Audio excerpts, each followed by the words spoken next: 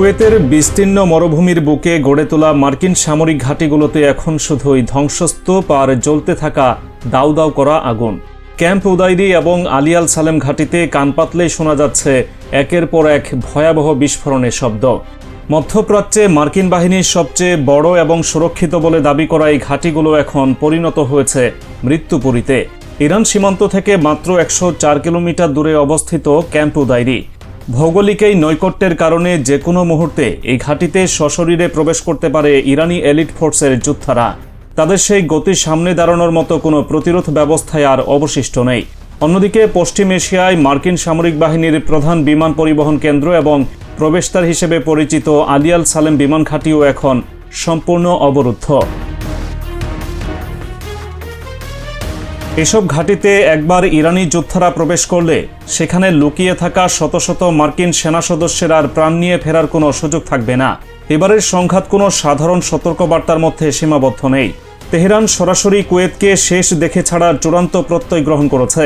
এর মূল কারণ, কুয়েতের মাটি ব্যবহার করে মার্কিন যুক্তরাষ্ট্র যুগের পর যুগ ধরে মধ্যপ্রাচ্যে নিজেদের আগ্রাসন চালিয়ে আসছে। তেহরান এবার সেই বিষ-দাঁত ভেঙে দিতে বদ্ধপরিকর। মাটির নিচে বা সুরক্ষিত বাংকারে লুকিয়ে থাকা মার্কিন সেনাদের টেনে বের করে তাদের চূড়ান্ত পরিণতি নিশ্চিত করতে চাইছে ইরানি যোদ্ধারা। লাগাতার মিসাইল আর কামিকাজে ড্রোনের আঘাতে পুরো কুয়েত শহরকে আক্ষরিক অর্থে একটি মৃত্যু নগরীতে রূপ দিচ্ছে ইরান।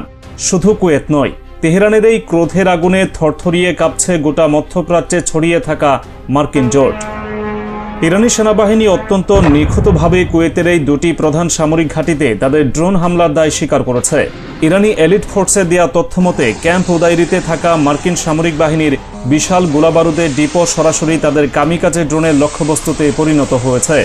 একই সাথে আলী আল সালেম এয়ারবেসে থাকা মার্কিন প্যাট্রিয়ট রাডার সিস্টেম এবং বিমান নজরদারি রাডারগুলো সম্পূর্ণ ধ্বংস করে দেওয়া হয়েছে। যে প্যাট্রিয়ট সিস্টেমের অহংকার করে যুক্তরাষ্ট্র পুরো বিশ্বকে নিজেদের সুরক্ষিত দাবি করত, ইরানি ড্রোনের সামনে তা একেবারেই অকেজো প্রমাণিত হয়েছে। এই রাডার সিস্টেম ধ্বংস হওয়ার অর্থ হল মার্কিন বাহিনী এখন পুরোপুরি অন্ধ। আকাশপথে ধেয়ে আসা পরবর্তী হামলা ঠেকানোর কোনো উপায় তাদের হাতে নেই।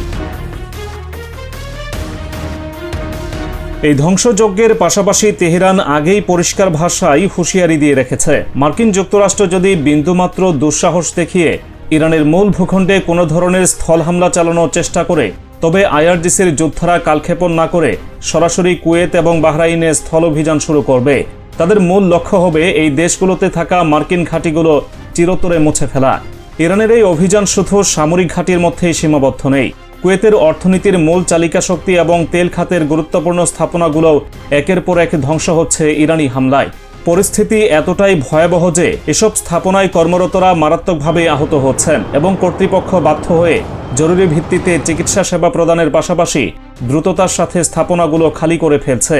কুয়েত এবং বাহরাইনের উপর ইরানের এই কঠিন প্রতিশোধের রোডম্যাপ ইতিমধ্যেই তেহরানের অন্তর্মহলে চূড়ান্ত হয়ে গেছে।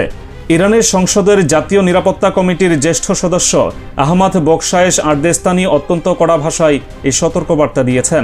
তিনি সাফ জানিয়ে দিয়েছেন, মার্কিন যুক্তরাষ্ট্র যদি ইরানে একজন সৈন্যও পাঠায়, তবে ইরানও তার জবাবে কুয়েত এবং বাহরাইনের বুকে স্থল হামলা চালাবে।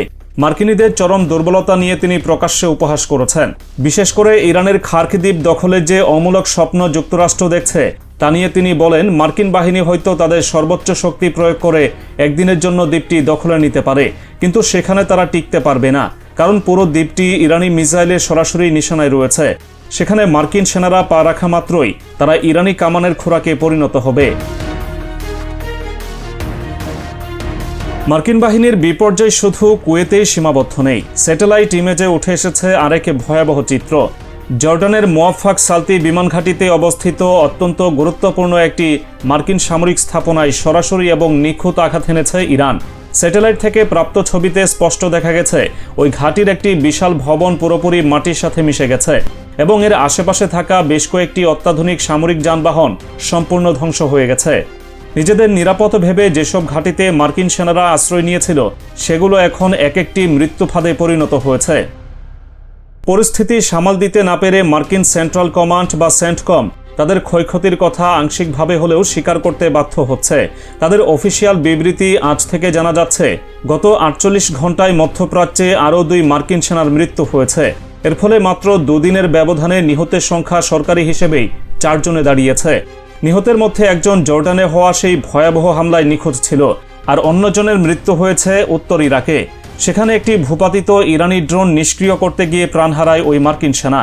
সেন্টকমের বিবৃতিতেই উল্লেখ করা হয়েছে, এই নিহতদের পাশাপাশি আরও বেশ কয়েকজন মার্কিন সেনা অত্যন্ত গুরুতর অবস্থায় মৃত্যুর সাথে লড়ছে। ইরানি অস্ত্রের সামনে মার্কিন প্রযুক্তি যে কতটা অসহায়, এই ঘটনাগুলো তার জ্বলজ্যান্ত প্রমাণ। স্থল এবং আকাশপথের পাশাপাশি সমুদ্র পথেও মার্কিন জোটে ত্রাস হয়ে দাঁড়িয়েছে ইরানি নৌবাহিনী। মাত্র কয়েক ঘন্টা আগে অপারেশন লাইটনিংয়ের 13 পর্বে উত্তর ভারত মহাসাগরে নিজেদের শক্তির চরম প্রদর্শন করেছে ইরান। উপকূল থেকে সরাসরি সমুদ্রে নিক্ষেপযোগ্য একটি অত্যাধুনিক ক্রুজ ক্ষেপণাস্ত্র দিয়ে শত্রুপক্ষের একটি বিশাল জাহাজকে লক্ষ্যবস্তু করা হয়। এই হামলার ভয়াবহতা শত্রুদের মধ্যে চরম আতঙ্ক সৃষ্টি করেছে। প্রাণে বাঁচতে ওই জাহাজটি ইরানি নৌবাহিনীর সাহসী যোদ্ধাদের নাগালের বাইরে চলে যেতে বাধ্য হয়েছে। সমুদ্র পথেও মার্কিন জোটে যে কোনো ধরনের আধিপত্য বিস্তারের চেষ্টাকে এভাবেই অঙ্কুরে বিনষ্ট করে দিচ্ছে তেহরান।